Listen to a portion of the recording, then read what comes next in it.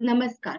आध्यात्मिक क्षेत्रात सद्गुरु कृपेशिवाय कोणतंच महान पद प्राप्त होऊ शकत नाही. आणि एकदा गुरु प्राप्त झाला की त्याच्या संवादातून आणि गुरुच्या आशीर्वादातून शिष्याची प्रगती सुरू होत असते. आणि म्हणून दासोहम भाव ठेवून नेहमीच गुरुचरणी लीन व्हावं. कारण गुरुनिष्ठा हीच खरी गुरुभक्ती असते. गुरुनिष्ठा हा गुरुभक्तीचा भाव असल्याने गुरु हा सतत तुमच्या बरोबर असतो आणि तुम्हाला तो ब्रह्मांडाकडे नेत असतो. आणि ब्रह्मांडाच्या ध्येयानेच गुरुकृपेनेच अशक्य ते शक्य करत असतो. चंपावती ही हिला गोपीचंद राजाने कसं जिवंत केलं. अशक्य ते शक्य करतील स्वामी ही ब्रह्मांडातली आणि गुरुशक्तीचा भाव आज आपण बघणार आहोत. जालिंदरनाथांच्या आज्ञेने बद्रिकाश्रमात निघालेला गोपीचंद राजा हा हिंडून पोटापुरता भिक्षा मागत होता. बैरागी झाला होता. गौर बंगालच्या खेडोपाडी ही बातमी पसरली. सगळेजण त्याचे आदरातिथ्य करायचे, त्याला राहायला सांगायचे, पण तरीही सुद्धा आपल्या गुरुच्या आदेशापलीकडे गोपीचंद राजा जात नव्हता. पौलपट्टण या देशाची ही एक राजधानी होती आणि तिथे राजा तिलकचंद होता. गोपीचंदाची बहीण चंपावती ही त्याच्या मुलीला दिलेली होती. आणि चंपावतीच्या सासरी गोपीचंद राजा वैरागी झाल्याचं आणि राज्य सोडून दिल्याचं त्याच्या सासरी कुणालाच पटलेलं नव्हतं. की असा कसा निर्णय घेतला राजाने, असा कसा निर्णय घेतला. आता हे आकलन फक्त गुरु सहवासाला येणाऱ्या शिष्यानाच होतं. कारण गुरु शिष्याचं नातं आणि हे साधनेला जाऊन बसणं हे अनाकलनीय आहे. हा एक अभ्यास आहे. हे समजून घेण्याची सुद्धा एक वेगळी परिस्थिती असते आणि ती बुद्धी मात्र गुरु सानिध्यातूनच प्राप्त होत असते. तशी आमच्या गोपीचंद राजांना झाली हो. पण हे बाकीच्या कुणाला रुचलंच नाही. पण त्याची पर्वा गोपीचंद राजाने केलीच नाही.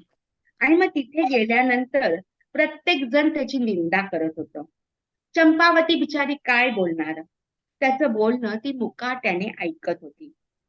पौलपट्टण मध्ये गेल्यावर गोपीचंद एका पाणवठ्यावर जाऊन बसला. बैरागी झाला असला ते त्याचं राजतेज काही कमी झालेलं नव्हतं. योगायोगाने चंपावतीच्या काही दासी तिच्याकडून जात होत्या. त्याने तिला ओळखलं आणि राजवाड्यात जाऊन ही बातमी राजाला सांगितली. तेव्हा राजाला कळलं की अरे आपल्या सुनेचा भाऊ या ठिकाणी आलेला आहे आणि म्हणून तो भिक्षा मागू लागला. त्यावेळेस त्याची अपकीर्ती होईल, गोपीचंदाला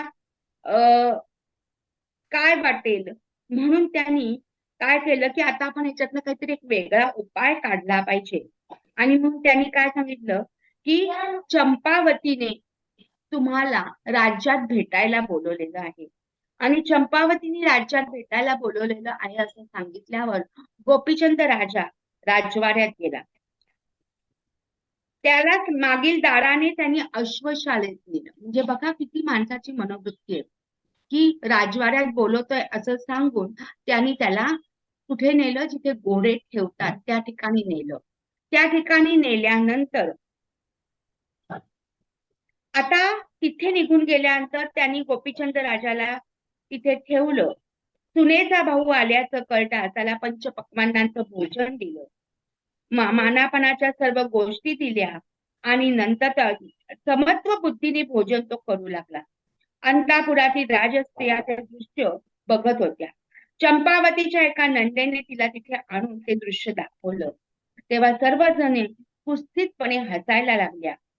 सगळ्या जणी मनाला येईल ते बोलायला लागल्या, तोंड सुख घेऊ लागल्या. तेव्हा तिची मनस्थिती अतिशय व्यथित झाली. अशी अवहेलना सहन करण्यापेक्षा मेलेलं बरं असं त्या चंपावतीला वाटलं की अरे माझ्या भावाने नाथ दीक्षा घेतली म्हणून माझी अवहेलना का. मी या राज्यात सून म्हणून राहते आणि सगळेजण मला इतक्या वाईट रीतीने बघतात नाही. आणि म्हणून तिने खंजीर स्वतःच्या पोटात खुपसून प्राण त्याग केला. गोपीचंद राजाने भोजन संपवलं आणि आलेल्या दासींना म्हणाला, तुम्ही चंपावतीला येथे घेऊन या. मला तिची एकदा भेट घ्यायची आहे. तिची भेट मी घेतो आणि नंतर मी जातो. तेव्हा तिला बोलवण्यासाठी तिच्या मंदिरात गेल्या असता तिला रक्ताच्या खारवळ्यात पडलेली, मरून पडलेली ती चंपावती दिसली. ते सगळ्या किंचाळायला लागल्या की असं कसं झालं. तिचा अकांत ऐकून चंपावतीचे सासरची सगळी माणसं तिथे आली. सासू सासरे दीर जावा नंदा सर्व नातेवाईक त्या ठिकाणी आले आणि तिच्या महालात खूप मोठी गर्दी झाली. सगळ्या प्रासादालयात त्या राजवाड्यात तो आवाज आक्रोश गेला की घरात ही एक व्यक्ती अशी मृत्यू पडतीये. मग हे कशामुळे झालं बघा. कोणीतरी कुठेतरी कोणतं तरी निमित्त जोडतो. तसं सगळेजण म्हणाले गोपीचंद राजांनी नाथांची दीक्षा घेतली आणि म्हणून तो घरात आला आणि म्हणून चंपावती गेली. झालं ना. या सगळ्या खोट्या बातमींवर सगळे जण विश्वास ठेवायला लागले की गोपीचंदाच्या आगमनामुळे हे घडलं. आणि सगळ्यांच्या मनात एकच गोष्ट की असं कसं नाही. आणि म्हणून गोपीचंदांची बहीण चंपावती तिचे सासरे हे गोपीचंद राजाला म्हणाले, तुमच्या पायगुणामुळे आज माझी सून गेली. तेव्हा तुमचा विटाळ झाला आणि आमच्या घरातली ही एक फार मोठी व्यक्ती गेली. काही वेळाने राजवाड्यातील मंडळींनी चंपावतीच्या अंत्ययात्रेची तयारी केली. ती स्मशानाकडे निघाली. गोपीचंदही त्याच्याबरोबर गेला. जाताना मनात त्याच्या विचार आला, आता माघार घेऊन चालणार नाही. आता माघार घेऊन चालणार नाही. का बरं असा विचार आला? कारण त्यांच्या मनात आलं की अरे, आपल्या गुरूंचा हा अपप्रचार होतोय. माझा नाही, माझ्या गुरूंचा होतोय. आणि जो खरोखर गुरुनिष्ठ असतो ना, तो आपल्या गुरूंचा अपप्रचार होताना ऐकू शकत नाही. त्याला नाही ते सहन. कारण गुरुपुत्राचं प्रेमच काही वेगळं असतं. ते दोन देहाचं एकत्रीकरण नसतं, मनाचं एकत्रीकरण असतं ना. आणि मग काही वेळाने अंत्ययात्रेची सुरुवात झाली. तर मग आता काय करायचं? चंपावतीला जर आपण जिवंत करून दाखवलं तरच आपल्या गुरूंची किमया सगळ्यांना कळेल. आता माघार घेऊन चालणार नाही. चंपावतीला जिवंत करून या लोकांना नाथपंथाचं सामर्थ्य हे दाखवलंच पाहिजे.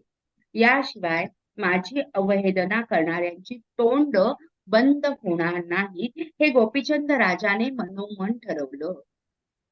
आणि मग गोपीचंद राजा ती प्रेतयात्रेबरोबर स्मशानात गेला आणि म्हणाला, आता तिथे सगळी अंत्ययात्रेची तयारी झाली होती. गोपीचंद राजा तिथे गेलेला होता आणि आता अग्नी देणार. तेवढ्यात आमचा गोपीचंद राजा काय म्हणाला, थांबा, तुम्ही प्रेताला अग्नी देऊ नका. मी माझे गुरु जालिंदरनाथ त्यांना इथे आणतो आणि त्यांना सांगतो काय घडलंय ते. तेव्हा तुम्ही इतक्यात अग्नी देऊ नका, तो कळवळून सांगत. पण लोकांनी त्याच्या बोलण्यावर विश्वास नाही ठेवला. शेवटी गोपीचंद राजा चितेवर चढून बसले. हे सगळं बघताना शेवटी चंपावतीचे सासरे म्हणाले, एवढा तुला गुरुचा अभिमान आहे? आम्हाला सांगतात थोडा वेळ फिरवून द्या प्रेत, मी माझ्या गुरु जालिंदरनाथांना घेऊन, तर एवढा अभिमान आहे का रे तुला गुरुंचा? म्हणाला, हो नक्कीच. म्हणाला, थांब जरा. आणि मग चंपावतीचा एक हात तोडून त्यांनी त्याच्याकडे दिला आणि तो घेऊन शीघ्र गतीने हेलापट्टणकडे गोपीचंद राजा निघून गेला. त्यावेळी तिलकचंदाने त्याचं स्वागत केलं. तेव्हा गोपीचंदाने अवहेलना केल्याबद्दल त्याची खरडपट्टी काढली आणि मग प्रेताचा हात आपल्या हातात घेऊन संजीवनी मंत्राने त्याला भस्म लावलं आणि चंपावतीला हाक मारली, चंपावती उठ. चंपावती उठ, चंपावती उठ. अंतर्दृष्टीने जालिंदरनाथाने हे सगळं पाहिलं होतं, त्यामुळे तिथे ते प्रकट झाले होते. त्यांनी त्या हाताला भस्म लावलं आणि चंपावतीला उठायला सांगितलं होतं. त्या क्षणी चंपावती त्याच्यातून उठून बसली. त्यावेळेस तिलकचंद राजा हे चंपावतीचे सासरे, त्यांना समजलं की नाही, आपण जी अवहेलना केली गोपीचंद राजाची ती पूर्णपणे चुकीची होती. ही अवहेलना करून चालणारच नाही. आणि म्हणून भोजन घेऊन जायला त्यांनी गोपीचंद राजाला सांगितलं. त्या दिवशी नाथजीने चंपावतीला स्वयंपाक करायला सांगितलं. भोजन प्रसंगी आपल्या मुखातला उष्टा घास बनवून तिला अमरत्व दिलं. आणि कार्य संपन्न झाल्यावर जालंधरनाथ गेला पट्टणात, तो गोपीचंद बद्रिकाश्रमात गेला. 12 वर्ष तपश्चर्या केली. त्यांचं तप पूर्ण होताच जालिंदरनाथ तिथे गेले. त्यांच्याकडून त्या तपाचं उद्यापन करून घेतलं आणि सर्व विद्या शिकवून देवांकडून वरदान मिळवून दिलं. बघा, समजा घराण्यात एखादी व्यक्ती जरी नाथांचं काम करत असेल, एखाद्या व्यक्तीवर जरी गुरुकृपा जबरदस्त असेल, तर ते गुरु अख्ख्या घराण्याचं, पिढ्यांचं संरक्षण ही पुण्याने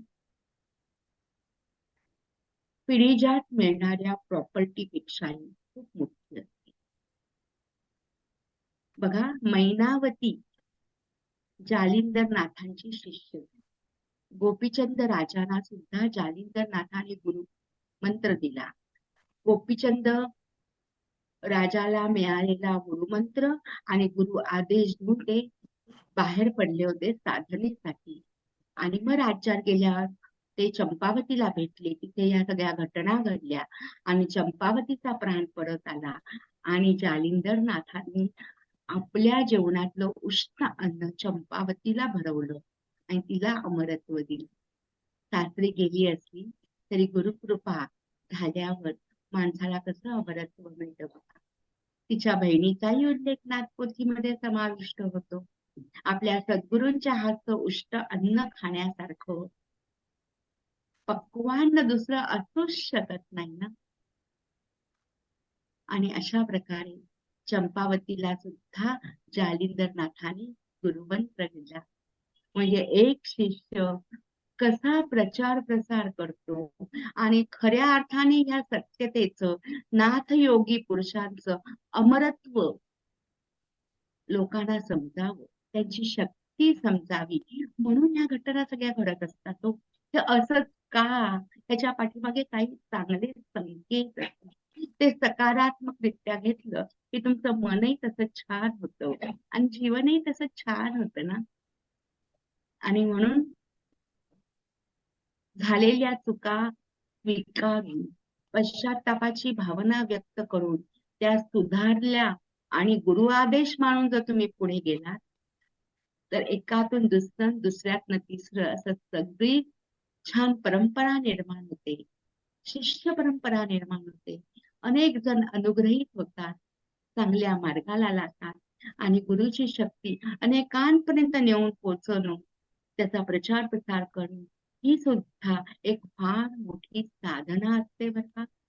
या नाथपोथीतले प्रत्येक शब्द, प्रत्येक घटना ही शक्तीचे साक्षीदार आहे, भक्तीचे आहे, निष्ठेचे आहे. आणि म्हणूनच नवनाथ भक्तिसार मधली नवनाथांच्या या कथा म्हणजे नाथ परंपरेचा एक फार मोठा इतिहास आहे. मानवी जीवनात जन्माला आल्यानंतर त्या चैतन्याचा आनंद एकदा तरी माणसाने घ्यावा हो, म्हणजे त्याचं जीवन छान सार्थक लागतं. असं तुमचं आमचं सगळ्यांचं जीवन सार्थकी लागावं आणि या नाथशक्तीच्या प्रकाशात नाहून निघावं, हीच त्या नवनाथांना प्रार्थना. जय गुरु माऊली. आदेश आदेश आदेश. नमस्कार नमस्कार.